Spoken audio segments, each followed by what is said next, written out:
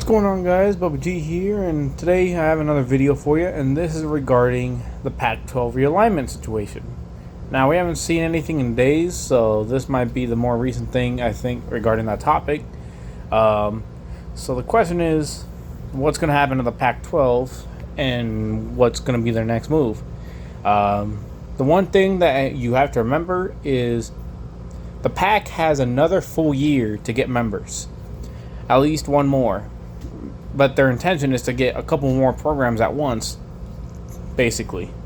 So there is one team, one school that wants to join, and that's going to be Sacramento University. They want to join the Pac, but the problem is they don't have the facilities that are required of the Pac-12 conference. So they have announced that they're going to basically put a bunch of funding into the project of getting a new stadium done and the rest of their facilities. So the Pac might eventually consider them. But if you're Sacramento, you still have to keep an eye out and see which squads would join to at least make the Pac, a conference that's stable enough to welcome more programs. So the thing is, who is going to join? Because Plan A pretty much went out the door after you grabbed the 4 schools from the Mountain West. Because the Plan A was to snag 4 teams from the American. And they all said no.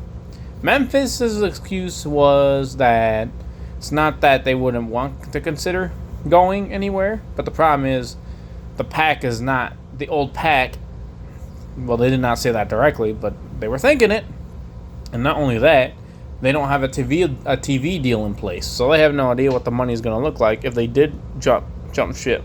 So that's why they said no. So just like the AAC, look, since there's an entire year for the Pac to get members, there's an entire year left. Because right now, all eyes are now on the AAC. Not the AAC, the ACC, my bad. Because the Pac, if the ACC goes out bloating, those teams are going to get split between a shitload of conferences. So, meaning the Pac could welcome back their former members, Stanford and Cal. And while they're at it, they might as well snag a couple of teams from the ACC also. So that would actually bump it up. Now, would snagging teams from the ACC make the Pac a power conference again? That is the other question. Probably. It depends who they get. So let's say if this is probably not going to happen, because if Clemson and Florida State join the Pac, well, if you're the student bases of those schools and parents of the student athletes in those schools, you might be concerned at the fact that they have to travel basically all the way across the country for a college game that is like in California or something. You might not like that. And then maybe the teachers might get frustrated too because they're not attending classes because they're mainly focused on getting ready for the game that's going to be happening in about a couple of weeks for the game in California or something like that, or even Oregon against Oregon State. But it's not like it's a bad thing either. Well, one, if you add those two, you might as well just consider the Pac a power conference now, because if you do add those two along with a couple of other ACC schools and you bring back Stanford and Cal, that might make them a power conference, I think. Which is not a bad thing. Which, if Sacramento does want to go into that environment, that probably wouldn't do anything for them. But, because Sacramento is the reason why they want to join the Pac, is because they want to have more exposure and more opportunities to win national championships. The Pac does give you the opportunity, but depending what schools join next will affect how notoriety that conference is going to be. Because the Mountain West basically put a fucking excuse my language. They put basically a lock on the rest of the teams to keep the Pac from snagging those. Which one of those is UNLV that the Pac really wanted. And now they're both at 7 teams apiece, so they both need at least one more team to at least meet the minimum for 2026 playoff contention. So that team is Texas State. At first, they were primarily the Pac-12's target if UTSA was going to say no. Now, they're on the Mountain West radar because now the Mountain West wants at least one more to at least remain playoff caliber contention by the time 2026 rumbles around. Because if neither conference meets the requirements, I'm not sure what happens after that. I think either the conference disbands or they're dropped down from National Football Championship playoff caliber anything. So you gotta remember, there's pretty much an entire year left for the Pac to get members. So anything can happen from all this to close to the timeline. So for all we know, Memphis can reconsider.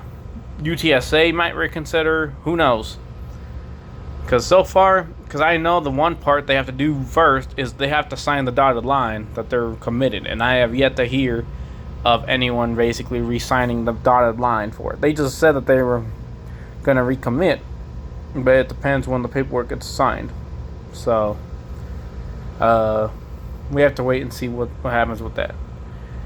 But yeah, the Pac has an opportunity to actually make a brand new conference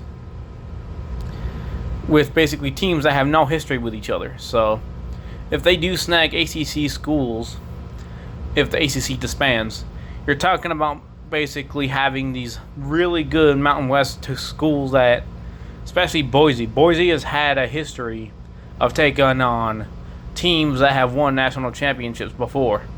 They've taken it to Oklahoma, Oregon. They've taken it to all these guys.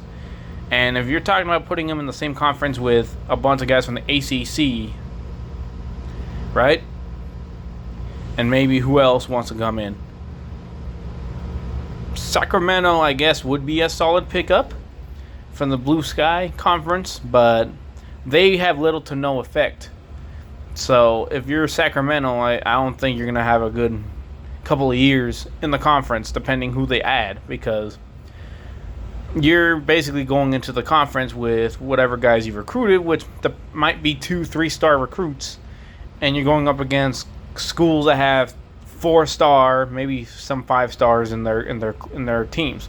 So Sacramento's not going to have a nice time, especially if they add ACC schools, because that right there means that Sacramento's going to have the most miserable time, because a bunch of schools that are basically already well made, pretty much Sacramento's going to be dead last in the conference, more than likely, depending who they add.